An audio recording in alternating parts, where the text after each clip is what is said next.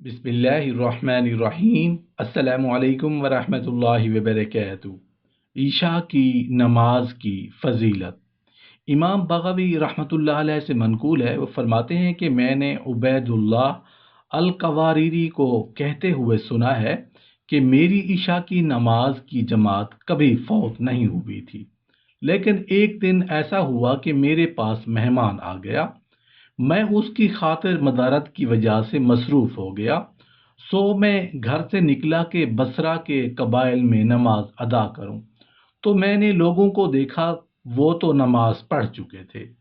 बस मैंने अपने दिल में कहा कि नबी करीम सल्लल्लाहु अलैहि वसल्लम का फरमान है कि जमात के साथ नमाज पढ़ने की फजीलत तन्हा नमाज पढ़ने से 25 दर्जा बढ़ कर है, और ये भी मरवी है कि जमात की नमाज अकेले पढ़ने से 27 गुना ज़्यादा सवाब रखती है। बस मैं घर लौट आया, फिर मैंने इस दिन इशा की नमाज 27 मरतबा पढ़ी, फिर मैं सो गया। ख्वाब में देखता हूँ कि मैं एक घुड़सवार कौम के साथ हूँ और हम आपस में एक दूसरे से घुड़दौड़ मुकाबला कर रहे हैं, लेकिन उनके घोड़े मेरे घोड़े से आगे जा रहे हैं। मैंने अपने घोड़े को एड़ लगाना शुरू की ताकि उनसे जा मिलूं, तो उनमें से पीछे जो सबसे पीछे था उसने मेरी तरफ मुतवज्जे होकर कहा, तुम अपने घोड़े को मत थकाओ, तुम हमारा साथ नहीं पकड़ सकते। मैंने उससे कहा कि मैं तुम्हारा साथ क्यों नहीं पकड़ सकता। उस शख्स ने पलट कर जवाब दिया, इसलिए कि हमने ईशा की नमाज बाजमात अदा की है और तुमने ईशा की नमाज जमात के साथ अदा नहीं की। मुनाफिकीन पर फजर और ईशा की नमाजों से ज़्यादा कोई नमाज भारी नहीं, लेकिन अगर उन्हें उनके अजर सवाब का पता चल जाए तो ज़रूर आएंगे, चाहे घुट घुट कर यानी सांस रोक रोक कर आए। जिसने इशा की नमाज जमात से पढ़ ली, वो गोया आधी रात तक इबादत में मसरूफ रहा, और जिसने सुबह की नमाज भी बाजमात पढ़ ली तो गोया वो तमाम रात ही नमाज पढ़ता रहा। अंधेरी रातों में मस्जिद की तरफ पैदल चलकर आने वालों को ये खुशखबरी सुना दो कि क़यामत के दिन कामिल और पूरा नूर इनायत होगा।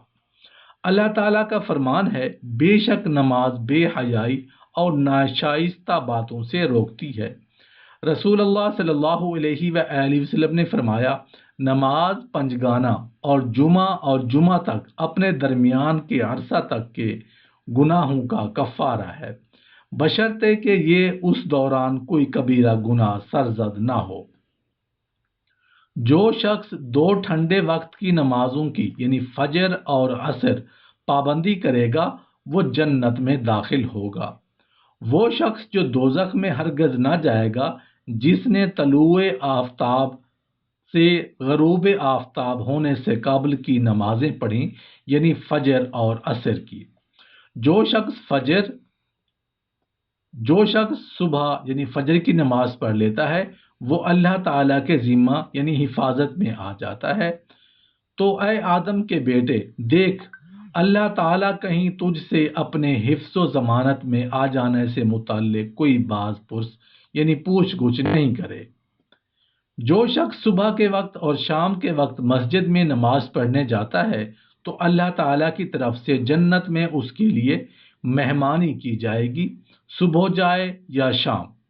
जो शख्स अपने घर से वुज़ू वगैरह करके अल्लाह ताला के घरों में से किसी घर यानी मस्जिद में अल्लाह ताला के फ़राइज़ में से किसी फ़र्ज की अदायगी की नीयत से जाता है, तो उसका एक कदम उसके एक गुनाह को मिटाने का ज़रिया बनता है, तो उसका दूसरा कदम उसका एक दर्जा बढ़ा देता है।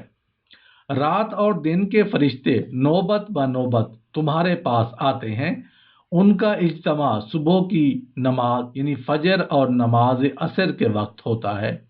जब रात वाले फरिश्ते वापस जाते हैं, तो अल्लाह ताला बावजूद ये कि खुद ब खुद बखूबी वाकिफ़ हैं, फिर भी उन फरिश्तों से पूछते हैं कि मेरे बंदों को किस मशगला में मसरूफ़ छोड़कर आ रहे हो।